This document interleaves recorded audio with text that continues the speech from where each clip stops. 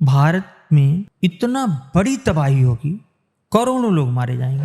एक जो मेरी इंडिविजुअल रिसर्च थी, मैं इस पर भी बताना चाहूँगा, जो मैंने 2011 में करी थी या 2010 में, वो रिसर्च थी 2039 भारत में नॉर्थ ईस्ट रीजन के लिए, जिसमें नॉर्थ ईस्ट होगा, बंगाल होगा, थोड़ा सा बिहार का रीजन होगा, इवन थोड़ा सा उड़ीसा भी रहेगा, पूरा कलकत्ता, बंगाल, और इनका बांग्लादेश से जुड़ के इतना बड़ी तबाही होगी, करोड़ों लोग मारे जाएंगे। मतलब वॉर होगा, नेचुरल कुछ होगा? नहीं, नेचुरल, ये लोग आपस में एक सांप्रदायिक दंगा होगा। उसको दंगा शब्द, दंगे में तो कुछ हजार लोग होते हैं, सांप्रदायिक क्लैश होगा, उसमें करोड़ों लोग खत्म हो जाएंगे। 2039 ज्यादा दिन नहीं है, लगभग हम लोग तो सब देख ही लेंगे इसको। ये बहुत बुरा समय है। ये मेरे पास से ये बाकी कोरा वगैरह में ये सब मेरी प्रेडिक्शन पड़ी हुई है।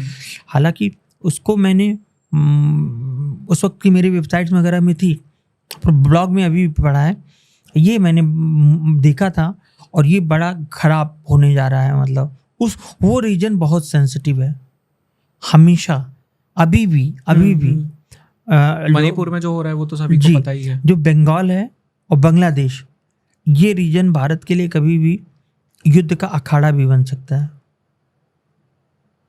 मतलब बांग्लादेश से भारत का कभी भी तनाव बढ़ सकता है।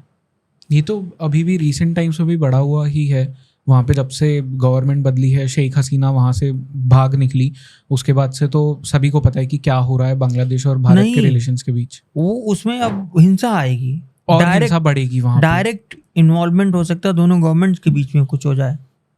ओके, तो मतलब पर फिर जैसे आपने कहा कि ये 2039 की ये बात आपने बताई कि आपके रिसर्च में आपको ये पता चला, जो कि एक प्रेडिक्शन है, पर अच्छा टाइम दुनिया के लिए फिर कब होगा? जब मतलब सब कुछ शांत हो जाए, सब कुछ सही चल रहा हो, राम राज्य वाला समय। राम राज्य तो मैं नहीं कह सकता।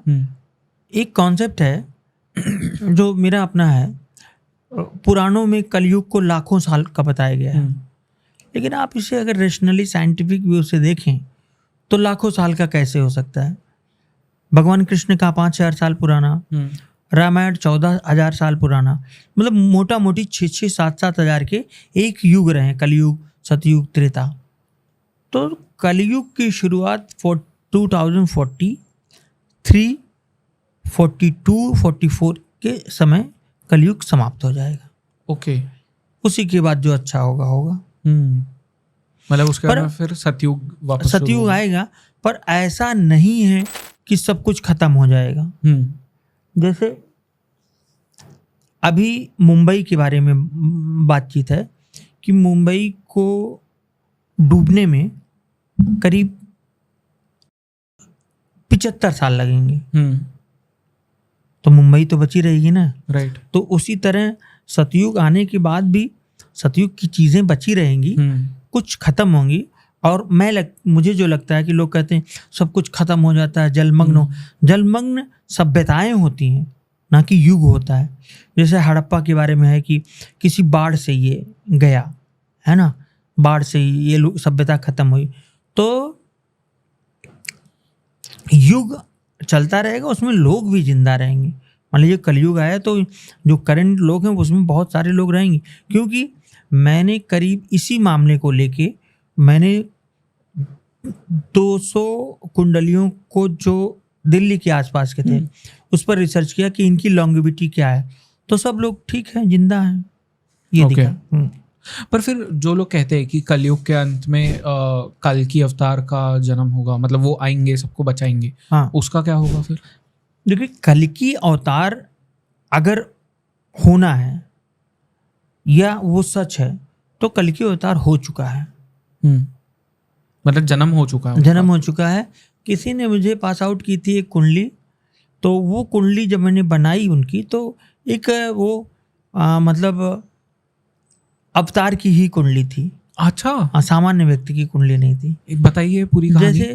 जैसे किसी ने मुझे एक व्यक्ति की कुंडली दी जो 20-22 साल के हैं, कहाँ से थे? भविष्य मालिका पर मैं काम करना अब बंद कर दिया।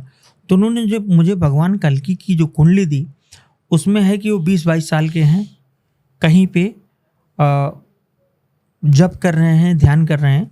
हालांकि मैं इसको डिस्क्लेमर देता हूँ कि मैं इससे इत्तेफाक नहीं रखता, लेकिन जो उन्होंने बर्थ टाइम दिया कि उड़ीसा में पैदा हुए, वो कुंडली यूनिक थी। मोस्टली ग्रह उच्च के और मंगल भी उच्च का। तो उसमें अगर वो ही कल्कि हैं तो वो भगवान राम से ज़्यादा संहार करेंगे।